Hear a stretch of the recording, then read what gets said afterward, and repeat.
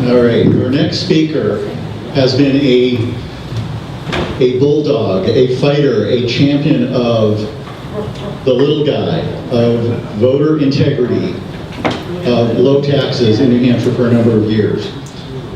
In an early conversation that I had with Ed Naile, I was talking about one of the Boston Bruins. I said, you know, Ed, he loves to fight. I said, Ed, I think you're like that. And he said, no, I just don't like bullies. He said, I don't ask for much. All I want is for people to quake with fear when I walk into the room.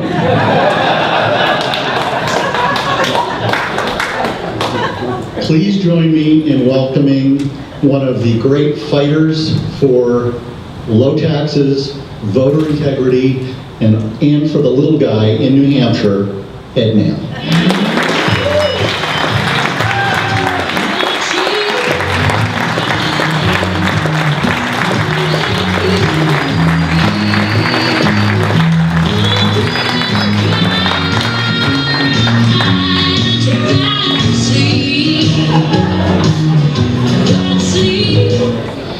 I don't like to fight, but I have had 12 stitches in my nose.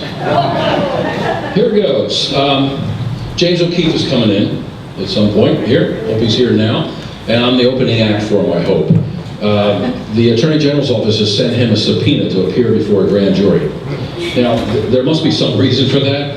I think it's a stupid reason, whatever it is. I have no idea what they're going to ask him. But I have some questions for the AG's office since they like to subpoena people. We had a guy who was indicted recently in Merrimack County by a grand jury. His name is Michael Sean Lewis. Because of a tip, I know that he voted illegally in New Hampshire and Florida and Georgia. So if you saw the headlines from the Attorney General's office, Miami man indicted for voter fraud. Okay? Same AG's office, they're going to indict him for voter fraud. That's the headlines in Union Leader. Here we go. Michael Sean Lewis, various real and fake addresses on November 8th. That's election day. He got arrested after he walked out from voting in Hooksett. So Michael Sean Lewis gave an address of 1907 Northwest 38th Street, Miami, when he got arrested. It's one of the addresses, the 4 addresses he gave when he got arrested. That is the address of the Salvation Army. Okay? He flew here from Miami, and he got a rental car. Then his next address was, let me see, for bond, he gave the address of 800 Washington Street in Miami, Florida.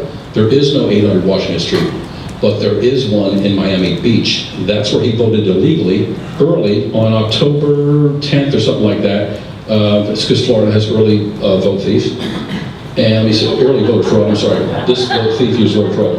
And then he gave, what else? Another, in the criminal complaint, he gave another address. He gave a fake address. He just made one up or found one in Hooksett to vote, and that was Oak Street or something like that. People there, we don't know any Michael Sean Lewis. He used a random address in Hooksett. His address to vote in Florida was 800 Washington Avenue, blah, blah, blah. All right, so somehow he got here with a rental car. What do you give for a rental car? Driver's license? Credit card? He gave a driver's license number to vote in New Hampshire, not the card, because you're allowed to do that under federal law. I'm thinking the driver's license may not have had Michael's picture on it. Okay, so the New Hampshire Attorney General's office, who just recently gave a subpoena to James O'Keefe, they've indicted a guy from a city in which he does not live. He lives at, I think I can remember this correctly, 1551 Terrence Way, Northwest Marietta, Georgia. That's where all his arrest records are from. That's where all his default on rent is from, going back to the 90s when he hit somebody and got a felony assault. So what kind of an Attorney General's office do we have that says we indicted somebody from Miami from the Salvation Army? James O'Keefe might want to ask him that. Maybe, I don't know if there's questions and answer sessions in the grand jury, but that's our guys. Then we have, so this is a little brief history. Then we have another guy. This was a beautiful tip. I got a tip that he voted illegally on November 8th, and we had everything on him by the 10th, pretty much. And I have screenshots of his voting records in the other states and Georgia. So I just called Georgia and I wanted to refresh it. Now they're not talking to me. So somebody must have called Georgia. Then we have, here's one, Carl Robert Gibson. Do you remember him? Yeah. He's a dirtball from 5 different states that came here and pretended to be Yvonne Dean Bailey. Yeah. He registered as a Republican because he thought it would be funny. So I think when the AG's office got a complaint that he was using a fake name and impersonating Yvonne Dean Bailey, they rushed right out and they bagged him, okay? The AG's office went out to this little room that he had somewhere in Concord, and they arrested the Concord man. They arrested the Concord man. They did not take a computer, they did not take statements, they had no witnesses, they had nothing. But they arrested him, I think because there was an R before his name. So Carl Gibson, here we go, the great indicters. On April 24th of 2012, Carl Robert Gibson registered to vote in the state of Connecticut in Old Lyme. I have his voter ID number, has phone number. On November 6, 2012, not that long after, Carl Robert Gibson, while knowingly registered to vote in other states, used his Kentucky driver's license, G02 716 568, to register to vote in that same day in New Hampshire's general election on November 6, 2012. So he's already on the checklist in 2012 here and in Connecticut. Then Mr. Gibson renewed his Kentucky driver's license on November 11th. So just a couple days after he votes here, he renews his Kentucky driver's license. How in the world do I know what his Kentucky driver's license is? Because when he was in a paddy wagon, he was holding up the complaint. Ha ha ha, look at me, I got arrested, and it had his driver's license number on it. So I called up Kentucky, yep, that's our boy.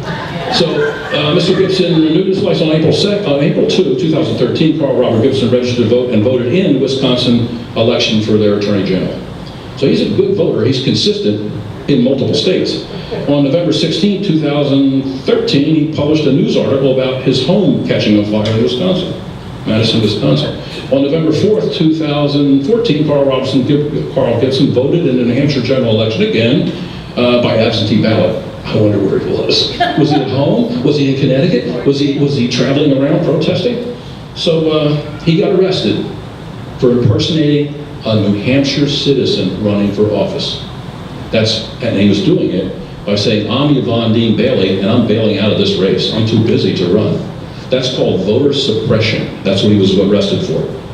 Our Attorney General's office settled for forgery. So you won't see any headlines in the Union Leader or the other fake media. You won't see a headline saying, Democrat arrested for voter suppression, will you? Because I think it might be misdemeanor. I filed an amicus brief, yay thick in that case, to the judge. The Attorney General's office filed a motion to my amicus brief. What's in my lousy amicus brief? That he's done this before? That he made some fake tweets that cost General Electric $3 billion in stock dip, for saying, General Electric's going to pay $3 billion in tax penalties, so their stock went down. It was ha, ha, ha. It was Carl Gibson. He did the same thing with Mississippi Radio. He released some information there. And what do our guys do when we catch a big fish working for Bernie Sanders? What do we do with him? Forgery. And Bernie, he's not a very popular guy anymore. He was hooked up with another guy called Ryan Clayton. He and Ryan Clayton had a business till they had a little falling out. And it was some sort of a website where they would make up wild stories about stuff and claim it was true. And they were making a nice little living so they could have little apartments everywhere. He and Ryan Clayton had a falling out. So I'm looking up Ryan Clayton. Oh yeah, he's voting out of a place in a house, I forget the 400 something or other street in Manchester. Since 2014, he's a Manchester voter. But in 2017, Ryan Clayton got arrested in Washington, D.C. Remember this? For throwing Russian flags at the president. Now, I've reported this stuff to the U.S. Attorney, to the AG, and they sent it to the AG's office rather than do their job. We have a brand new U.S. Attorney appointed by Trump. My hope is he will do his job, because this is a federal offense to the vote in general elections. In case he doesn't know, U.S. Code 52-10307, paragraph 5, to give false information in a general election for the president, vice president, member of Congress. So Ryan Clayton, when he got arrested, what did Ryan do? He gets out his wallet and shows the cops his address. Sterling, Virginia. What the hell does his driver's license say Sterling, Virginia for if he's a consistent voter in Manchester, New Hampshire? Where's our Attorney General's office? They're busy chasing James O'Keefe. Now, when James O'Keefe came in 2016, they took a bunch of film. And they gave the film, well, they didn't really give it to the AG's office, but they were subpoenaed after handing it to Governor Hassan's secretary. So I was there when they did the filming, and they came back. Okay, they're editing the filming because you can't put hours and hours of film on TV. You have to edit it. Okay, so they took stuff out. My warning to the AG's office is you may not want to see what's on the rest of that film, because I saw spots of it as it went by me. I'm thinking, boy, I'd put that in I didn't put that in. I put this. I would put in the guy with the sailor's beard from Virginia that was told by a top official in New Hampshire he was allowed to vote here even though he lived in Virginia. If I was James, I would put that in. Now, this was given to the Attorney General's office. Do you think they might have looked at it? They might look at that and say, oh, I may not want that, and Hugo Palma and Donna Waterman and Donna S. Waterman and the rest of the people in there from out of state that were here working for Bernie Sanders' crime family, they may not want to see that. So I'm thinking, from all my years of doing this, and it's like Groundhog Day for 20 years, anybody that knows me, I've been working on voter fraud for a long time. So, and I catch them, but I can only catch one at a time. I can't catch a batch. Well, except for the busload we caught of 19, 20 people voting from an imaginary road and an imaginary building on that that was given to the Attorney General's Office of Secretary of State. They never did anything about. That was one of the first pieces of evidence I ever got. So the other thing I want to do is we need to track these buggers down. I need your tips. I picked up a fabulous one today, which I will actually track. And I got 2 minutes left to tell you what's going on with the ACLU's ridiculous case in federal court. They have two plaintiffs, they call them. Both of them live out of state. One lives in California, one lives in Louisiana. They're the plaintiffs. They're looking for the ACLU to give them the right to vote here, which they've already done, and not have to get a New Hampshire driver's license, because they call that a fine. I filed a motion to intervene. I've done this before. File my motion to intervene, but never in federal court. I follow all the steps. Boom, boom, boom. There's like 13 steps. I follow all the steps, and I got bumped out. And the ACLU filed an objection to my 28-page motion to intervene. They missed a lot of it. A lot of the things I put in there were really killer. They just pretended like I didn't write them. So they do this 13-page motion to object, and the state hasn't filed anything yet. They have till April 29th. So I've been bumped out by the judge before he's even seen other people's pleadings. So here we go. Here's what he says. I'm going to need glasses for this because I haven't memorized it yet. After a couple of these, I will. Here they go. I got 1 minute. I can do this. Okay, endorsed order denying motion to intervene. Text of order denied. While the motion is styled as a motion to intervene, damn right it was, and the plaintiffs have apparently responded. Yeah, they did. This prayer for relief does not request intervention to which Mr. Naile is not entitled. The prayers for relief, see documents. So prayers for relief, like please do this, please do that. That was the sticking point. Request declaratory judgment, blah, blah, blah, blah. The court has read with interest, however, Mr. Naile's submissions in the spirit of an amicus-style briefing. So ordered by Judge Joseph N. LaPlante. So I get some time to file a motion to reconsider, which I'm going to do, and the unnamed plaintiffs, the ACLU's plaintiffs, they didn't put their names in the case. We have no addresses, either their domicile or residence, but my motion to reconsider will have their addresses in. So everybody's going to know. There were 2 idiots who got the trial done. Now, can I keep checking until James O'Keefe shows up? Thank you guys for coming. I'm glad I didn't have to follow Barbara from Harlem. I was sweating it out, man. I'm telling you. Thanks a lot, guys.